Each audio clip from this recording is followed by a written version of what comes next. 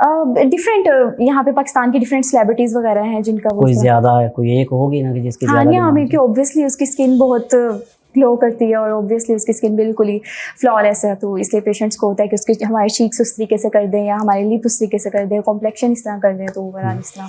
तो इसका ये जो इंजेक्शन लगवाते हैं इसका कोई नुकसान भी होता है, साइड इफेक्ट भी है? हम ना ग्लूटाथायोन की ड्रिप लगाने होता है, ठीक है, लेकिन अगर आप तरीके से यूज करो तब अगर ये होता है, नुकसान होता है, तो फिर आप लोग क्यों ये काम करते हम हैं? एक लिमिट में रह के लगाते हैं, ठीक है। इसकी एक डोज होती है, ठीक है, 600 mg से लेके 1200 तक इसकी डोज होती है। लेकिन नुकसान तो होता है ना, एक चीज से नुकसान होता है, वो आप करते ही क्यों? देखें ग्लूटाथायोन FDA अप्रूव्ड नहीं है, ठीक है, लेकिन ग्लूटाथायोन से रिस्पॉन्स आता है। लेकिन मैंने आपको यही बात की है कि लिमिट में अगर हम यूज करेंगे, अच्छे आप एस्थेटिशियन के पास जाओगे, उसमें पैसा ज्यादा मिलता है ग्लूटाथायोन में।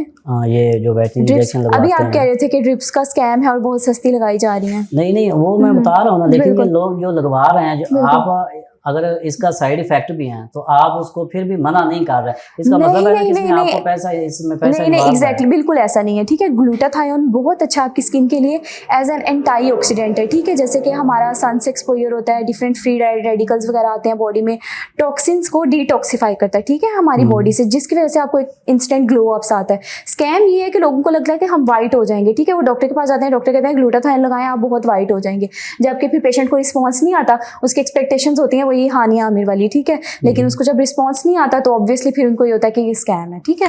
तो ये जो क्या कहते हैं फेयरनेस क्रीमें आजकल निकली हुई हैं, काफी किस्म की निकली हुई हैं, तो इसकी क्या हकीकत है? अगर तो वो स्टीरॉइड फ्री हैं तो वो बहुत अच्छी हैं, आप उनको यूज़ कर सकते हैं अगर उनका कोई साइड इफेक्ट नहीं है, ठीक है। अगर उनके अंदर अच्छे इंग्रेडिएंट्स है, कोजिक एसिड होगा, ग्लूटाथायोन होगा। जो बैकवर्ड एरिया में जो मतलब आपके क्लिनिक आ जाते हैं, उनको तो आप गाइड कर देती होंगी कि ये इसके साइड इफेक्ट भी हैं। बिल्कुल ठीक है। जो लोग बस देख के वो किसी से कह के मंगवा लेते हैं, घर में मंगवा लेते हैं, वो इस्तेमाल करना शुरू कर देते हैं, उनको नहीं नॉलेज है।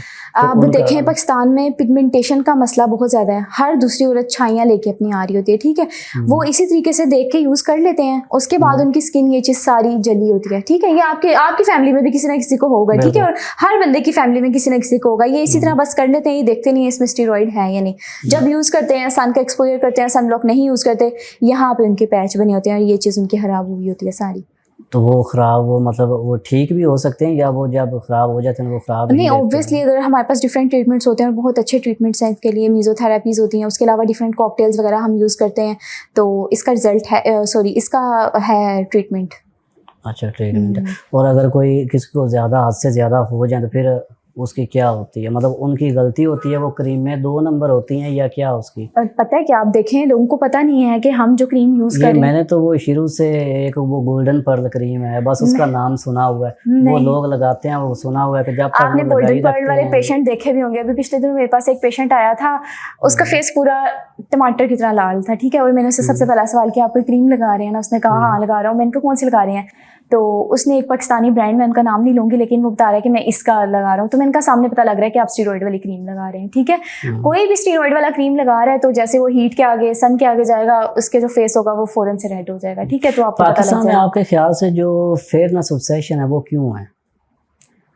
लोग रियलिटी चेक में नहीं आते। लोग जब अपने से खूबसूरत लोग को, बंदे को देखते हैं तो वो कहते हैं हम बस इस तरह का बन जाएं, और आजकल उनको बस ये फ़ायदा हो गया, एस्थेटिशियन आ गए, अब हमें गोरा करने वाला भी कोई ना कोई आ गया, तो वो इस हिसाब से उनको एक होप मिल जाता है कि कोई हमें वाइट कर देगा। मीडिया प्रमोट कर रहा है, मीडिया प्रमोट कर रहा है, डेफिनेटली बिल्कुल ऐसे ही है। मीडिया भी प्रमोट कर रहे हैं, और उसके अलावा ये कि रिजल्ट है। मैंने आपको ये नहीं बोला कि बिल्कुल रिजल्ट नहीं है, रिजल्ट है। हम तभी, मैंने आपको स्टार्ट में बताया था कि मैंने फील्ड यही चूज़ किया इसीलिए ताकि मैं लोगों की हेल्प कर सकूँ इस हिसाब से। ये जो डार्क स्किन होती है, आपके ख्याल में ये भी खूबसूरत होती है और लोग इसको खूबसूरत समझते हैं कि नहीं? बिल्कुल, क्यों नहीं समझते।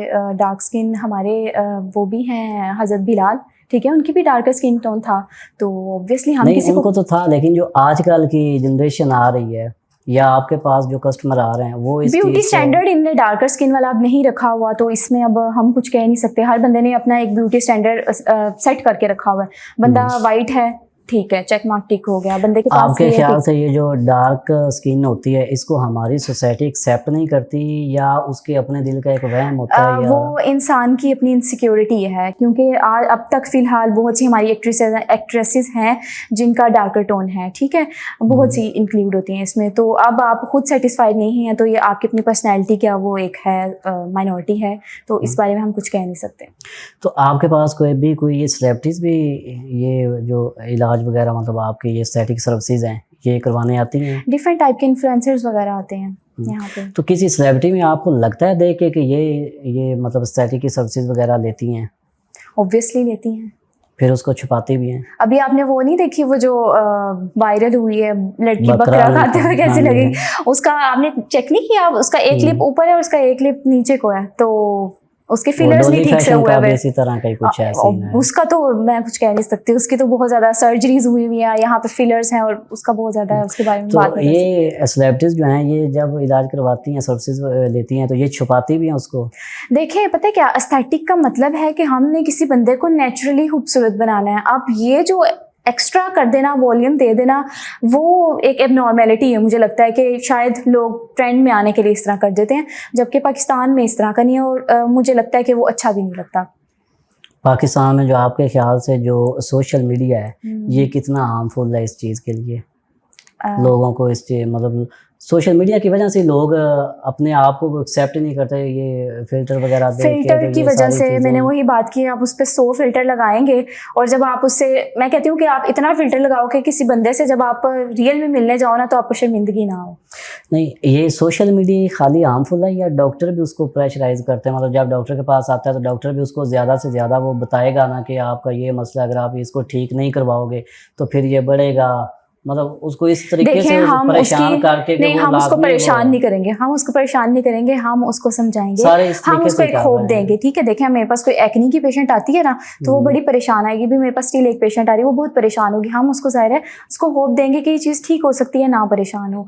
तो मुझे नहीं लगता कि डॉक्टर्स इस तरह का कोई प्रेशर कर रहे हैं, इस तरह का रोल प्ले कर रहे हैं। अब आपके पास कोई भी कस्टमर आ जाए डेली के, अगर आपके पास 20 भी कस्टमर आए, मुझे नहीं लगता कि कोई कस्टमर ऐसा होगा जो सर्विसेज लिए बगैर चला जाएगा, क्योंकि डॉक्टर का उसको इतने वो प्यार से समझाते हैं कि वो बंदा, अगला बंदा वो फिर देखिए अब एक बंदा अपना ख्याल नहीं कर रहा, ठीक है, वो सेटअप में एंटर भी हो गया, तो ये हमारा फर्ज बनेगा कि हम उसको ट्रीटमेंट कोई दे के भेजें और हम उसको बता के भेजें कि ये भाई आपने ये है। कभी ऐसा हुआ है कि कोई बंदा, कोई कस्टमर आपके पास आ गया हो, उसको उसका वहम हो लेकिन वो आ गया हो और आपने उसको इस तरीके से गाइड किया हो, आपने उसको कहा हो कि अभी आपको ज़रूरत नहीं, आपने खाली उसको? बहुत से पेशेंट्स हमारे पास आते हैं, बहुत से पेशेंट्स कहते हैं कि हमारी ये डबल चीन नज़र आ रही है, हम ऐसे करते हैं तो ज़्यादा फील होता है, लेकिन अगर हमें फील हो रहा होता है कि अगर वो थोड़ा वहमी है, उसको लग रहा है, ठीक है, अगर उसको लग रहा है तो हम उसको कहते हैं कि आपको ज़रूरत नहीं है, आप इस साइड पे ना आ जाएं। तो ऐसा नहीं है कि हम लोग पैसे बटोरने की तरफ है कि भैया आपको कुछ भी नहीं है तो लेकिन आप फिर भी ट्रीटमेंट करवा के जाएं, ठीक है। अच्छा, एक सवाल ये है कि जब कोई भी पैकेज आप देते हैं अपने कस्टमर को, तो इसमें आप उनको आफ्टर एंड बिफोर वो ये भी चीज़ें दिखाते हैं, इसमें कितनी आप मिसलीडिंग करते हैं? मिसलीडिंग तो नहीं करते, ईमानदारी से बता रही हूँ। बिफोर लाइक कंसल्टेशन आप उनको रिजल्ट अपने दिखाते हैं बिफोर, एग्जैक्टली, मैंने मिरर रखा हुआ है वहाँ पे। जो कस्टमर होते हैं वो वही होते हैं या मतलब कहीं से भी उठा के उसमें मिसलीडिंग करके कस्टमर को मतलब सेटिस्फाइड आपने करना होता है? नहीं, मैंने अपने पास वहाँ पे टेबल पे मिरर रखा हुआ है। बिफोर कंसल्टेशन मैं उसको सब गाइड कर देती हूँ कि अब आप जब ट्रीटमेंट के बाद उठेंगे आपको ये रिस्पॉन्स होगा। आफ्टर ट्रीटमेंट हम उसको शीशा दिखा के भेजते हैं यहाँ से। नहीं, वो तो आप शीशा दिखा के उसको भेजते हैं ना, मैं ये कह रहा हूँ जो आप उनको पिक्चर्स वगैरह दिखाते हैं पहले वाले कस्टमर्स की। पता है क्या, हम पिक्चर नहीं दिखाते, अच्छा कस्टमर की हम पिक्चर दिखाते हैं। अब मैं फॉर एग्जांपल मैं आपके पास आया हूँ एज अ कस्टमर बन के, बिल्कुल, मैंने आपके जो गूगल पे आपके वो रिव्यूज़ वगैरह देखे होंगे, गूगल पे आपने जो पोस्ट वगैरह की हुई होंगी उसमें आपने अपने रिजल्ट बताए हुए होते हैं, आपके जो सोशल मीडिया अकाउंट्स है वहाँ पे आपने बिफोर एंड आफ्टर पिक्चर लगाई हुई होती हैं, तो क्या आप उसमें मिसलीडिंग नहीं करते? हम जो पेशेंट ट्रीट करते हैं, आपने बताना है, हम जो पेशेंट ट्रीट करते हैं हम उन्हीं की पिक्चर सोशल मीडिया पे अपलोड करते हैं और वही बिफोर आफ्टर हम पेशेंट को दिखाते हैं। उसमें लाइटिंग का कोई कमाल या कोई फिल्टर वगैरह? बिल्कुल भी नहीं। अगर लाइटिंग फिल्टर करना हो तो फिर हम यहाँ पे ना बैठे हो क्लिनिक में, फिर हम कोई और काम कर रहे हो। इसके अलावा ये जो बोटक्स होते हैं ये कितने सेफ हैं? बोटॉक्स अगर आप किसी अच्छे फिजिशियन से करवा रहे हो जिसका हाथ बहुत ही ट्रेंड है, फिर इसका बहुत अच्छा रिस्पॉन्स है, एंटी एजिंग के लिए बहुत अच्छा है, आपको पता होगा इसके बारे में। अब ये तो अब मैं अगर मुझे है या मैंने ये करवाना है तो मुझे कैसे पता कि डॉक्टर मैं कितनी एक्सपर्ट है? मुझे तो तब पता चलेगा ना जब मैं वो सर्विस लूँगा। एग्जैक्टली तो ये पहले जानने के लिए डॉक्टर को जाना उसका क्या तरीका करा, जो आप कह रही हैं ना कि आप किसी अच्छे से करवाएंगे, वो अच्छा डॉक्टर हमें कहाँ से मिलेगा? जब आप एक अच्छे सेटअप में एंटर होते हैं, आप डॉक्टर के साथ कंसल्टेशन कर लेते हैं, आपको वहाँ पे बैठे हुए सीट पे यहाँ पे बैठे हुए आपको आइडिया हो जाएगा कि डॉक्टर मेरे सामने जो बैठी हुई है कॉम्पिटेंट है या नहीं है। तो देन फिर पेशेंट चूज करता है कि यार मुझे इससे करवाना चाहिए आइदर या नहीं करवाना चाहिए। उसके कोई साइड इफेक्ट भी हैं? साइड इफेक्ट्स होते हैं अगर ठीक से ना हो, जैसे वो मैंने फिलर्स की बात की, उसके अलावा बहुत सी हमारी सेलिब्रिटीज़ हैं, अगर आप ठीक से नहीं करते, जस्ट इमेजिन आप यहाँ का कर रहे हैं, ठीक है, बोटॉक्स आप ये लाइंस जो हमारी यहाँ पे ओरिजेंटल लाइंस होती हैं इसको ख़त्म करने की अगर आप कोशिश कर रहे हैं, ठीक से नहीं हुआ, बोटॉक्स बेसिकली मसल को रिलैक्स करता है, अगर ठीक से नहीं करते तो ये मसल रिलैक्स होकर आपकी ये आईब्रो नीचे भी आ सकती है, ठीक है, आपका एक लिप ऊपर हो सकता है, एक लिप नीचे हो सकता है, इतने साइड इफेक्ट्स हैं इसके। तो अगर ये इतने साइड इफेक्ट हैं तो फिर लोग करवाते क्यों हैं?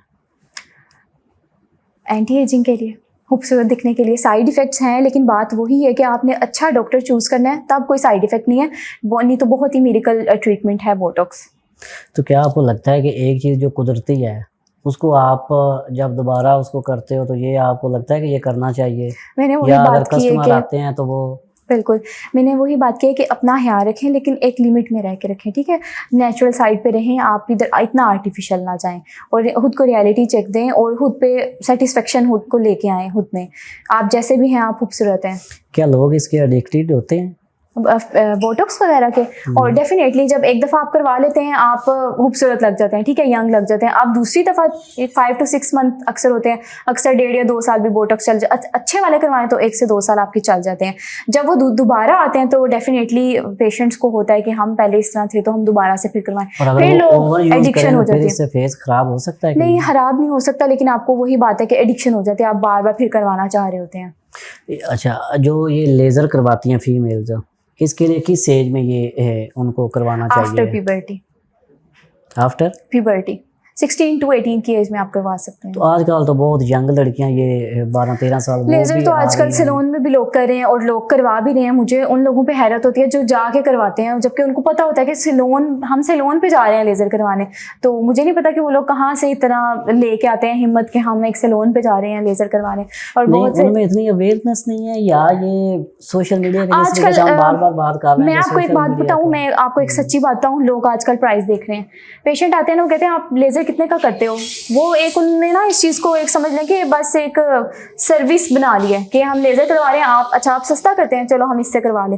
वो ये नहीं देखते कि हम किसी अच्छे बंदे से करवाएं लेज़र जाके, ठीक है, किसी अच्छे बंदे से, या उसमें कोई सस्ता लेज़र में बहुत एक्सपर्टीज चाहिए आपको, ठीक है। लेज़र की हम जो एनर्जी सेट करते हैं ना, अगर आप अच्छी एनर्जी नहीं सेट करते ना, पेशेंट को रिस्पॉन्स भी नहीं आता और बर्निंग के बहुत चांस होते हैं, ठीक है। एक प्रॉपर हीट होती है, एक प्रॉपर लाइट होती है, जो कि जिस बंदे को एज अ टेक्निक आप समझ लें कि आपको नई मशीन लेते हैं ना, उसको आपको ऑपरेट भी करनी आनी चाहिए, ठीक है। अगर ऑपरेट नहीं करेंगे तो डेफिनेटली उसको ना रिजल्ट आएगा, उल्टा साइड इफेक्ट होगा। डॉक्टर साहब, ये जो PRP ट्रीटमेंट होता है ये क्या होता है और इसका फायदा क्या है? PRP का एब्रीवेशन है प्लेटलेट्स रिच प्लाज्मा, जो कि कोलेजन की प्रोडक्शन करवाता है और ये बहुत ही अच्छा ट्रीटमेंट है और नेचुरली एंटी एजिंग के लिए बहुत बेस्ट है। ये टेम्परेरी रिजल्ट देता है? नो, ये टेम्परेरी रिजल्ट नहीं देता। मैंने इसलिए आपको बताया है कि ये एक नेचुरल ट्रीटमेंट है, ठीक है, जो कि आपकी कोलेजन की प्रोडक्शन करवाता है। और नेचुरली जब ये किस एज में करवाना चाहिए? ये आप तकरीबन 25 के बाद करवा सकते हैं, ठीक है, क्योंकि ऑब्वियसली एजिंग आपको हल्की हल्की 30s में या 25 के बाद वाली एज में आप जल्दी करवाना स्टार्ट कर दे तो बेहतर है। कोलेजन की प्रोडक्शन होती है और कोलेजन एक प्रोटीन है जो कि आपकी स्किन को टाइटन अप करता है, वो नेचुरली प्रोडक्शन होती है जिसकी वजह से आपकी एंटी एजिंग होती है और ये दोबारा से नहीं करवाना पड़ता, ठीक है। आपके नज़दीक जो ओवर रेटेड ट्रीटमेंट है वो क्या है? Overrated treatment Botox fillers ही हैं।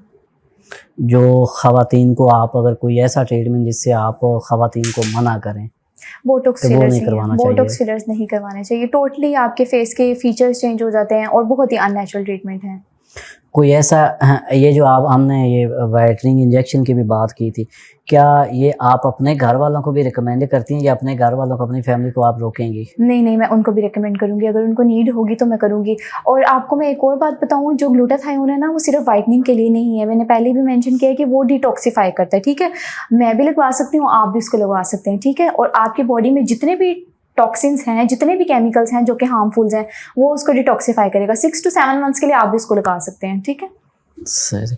और ये जो एस्थेटिक ट्रीटमेंट है ये आम तौर पे किस एज में लोगों को आना चाहिए, ये स्टार्ट करवाना चाहिए? मुझे तो लगता है आफ्टर प्यूबर्टी ही करवाने चाहिए, क्योंकि एक्ने भी प्यूबर्टी में ही होती है, लेज़र ट्रीटमेंट भी प्यूबर्टी में होते हैं, बोटॉक्स फिलर्स जो होते हैं वो एंटी एजिंग जब होती है 30s में होती है तब होते हैं, लेकिन स्टार्टिंग 18 तक होना तो चाहिए। ये जो एस्थेटिक ट्रीटमेंट है ये वैसे सेफ है? एक हद तक, सब की बात नहीं करूँगी, जैसे कि अगर ये सेफ है तो छुपाते क्यों हैं? किस चीज़ को? मतलब ये जो treatment करवाते हैं aesthetic- वो हाँ, छुपाते हैं। हाँ। यहाँ पे एक्चुअली पाकिस्तान में लोग बताना नहीं चाहते कि वो खूबसूरत क्यों नजर आ रहे हैं। नहीं मतलब ये जो आप जब अपने एड्स होते हैं उनमें ये इसके जो रिस्क होते हैं वो आप नहीं बताते, आप उसमें इसके जो फवायद होते हैं वो बताते हैं, रिस्क आप क्यों छुपाते रिस्क हैं? जो लोग करते हैं अगर वो नहीं दिखाते तो वो उनकी, और रिस्क मुझे नहीं लगता कि छुपता भी है। अगर किसी का रॉन्ग ट्रीटमेंट होता है तो डेफिनेटली उस क्लिनिक का आ जाता है सोशल मीडिया पे कि यहाँ पे कभी रॉन्ग ट्रीटमेंट हुआ है। डॉक्टर साहब आपके पास कोई ऐसा कस्टमर आया है कि जिसने आपसे सर्विसेज लेके सेशन लेके उसके बाद आप पे कोई गुस्सा किया हो, मतलब कोई उसमें ठीक से वो सेटिस्फाइड ना हुआ हो या उसकी एक्सपेक्टेशंस आपसे आई हो? इसकी एग्जांपल मैं दूंगी, यहाँ की बात नहीं है इस क्लिनिक की, लेकिन जब मैं स्टूडेंट थी, जब हम ट्रेनिंग कर रहे थे, वहाँ पे एक थी, मैं यही सबको बोलूँगी कि डॉक्टर्स को मशवरा दूंगी कि जब आप कंसल्टेशन करते हैं तब आप अच्छे से कंसल्टेशन करें, लोगों को पता हो। वहाँ पे ये था कि उनकी कंसल्टेशन एक डॉक्टर ने की थी, उनका मैं नेम नहीं लूँगी, लेकिन ये था कि उनका हाइड्रा रिकमेंड किया गया और पेशेंट को ये था कि हाइड्रा से मेरी छाइयाँ भी ख़त्म हो जाएंगी, मैं वाइट हो जाऊँगी। और तीसरे चौथे दिन के बाद उसने काफ़ी मैसेजेस भेजे थे कि आपने हमारा हाइड्रा किया। कैसा फील हुआ था आपको तब? हमारे लिए तो बस था, क्योंकि at that time I was student, तो मुझे इतना नहीं था। बाकी ये था कि डॉक्टर को ये था कि ऑब्वियसली कंसल्टेशन अच्छी से नहीं हुई थी, तो पेशेंट को नहीं पता था उसके एक्सपेक्टेशंस कॉमन होती। मिस्टेक जो पेशेंट के आपके नज़दीक क्या है? आफ्टर केयर नहीं करते। हम ट्रीटमेंट के बाद जो उनको बताते हैं ना वो नहीं करते। इसकी एग्जांपल भी मैं आपको दे सकती हूँ। एक लेज़र का पेशेंट था, मेल था, उसको हमने करवा के भेजा और उसको हमने बोला कि आपने हीट से अवॉइड करना है, सन से अवॉइड करना है। अगले दिन उसने जाके तंदूर पे रोटियां लगाई और उससे अगले दिन वो मुंह जला हुआ लेके आया कि मेरा मुंह जल गया। फिर हमने उससे पूछा कि क्या किया, पहले मान नहीं रहा था, फिर उसने बताया कि मैं काम करता हूँ तंदूर का, मैंने रोटियां लगाई और इस तरह उसका सारा फेस। आपको लगता है कि ये जो एस्थेटिक फील्ड है ये अब एस्थेटिक फील्ड में ये एक बिजनेस बन चुकी है? एक हद तक बन चुकी है, क्योंकि बहुत से ऑनर्स ऐसे हैं जो कि जिनका बैकग्राउंड मेडिकल का नहीं है, स्टिल वो खोल के बैठे हुए हैं, क्लिनिक्स वगैरह रन कर रहे हैं। आपको लगता है कि डॉक्टर जो हैं वो अपना रेवेन्यू इकट्ठा करने के लिए वो ओवर ट्रीटमेंट भी करते हैं?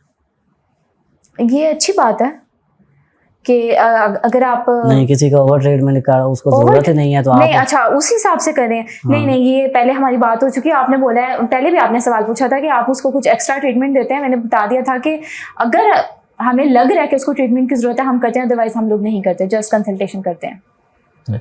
जो इन्फ्लुएंसर स्किन प्रमोट करते हैं पेड, वो भी उसमें काफ़ी चीज़ें छुपा लेते हैं कि कैसे, मुझे समझ नहीं आई आपकी बात की। जब आप इन्फ्लुएंसर्स को बुलाते हो अपने पास, बिल्कुल, वो आप अपनी प्रमोशन करवाते हो, बिल्कुल। तो वो क्यों जो है आपकी कमज़ोरियाँ होती हैं वो छुपाते हैं? उनको आप कहते हैं या उसकी क्या आपकी स्ट्रेटजी होती है?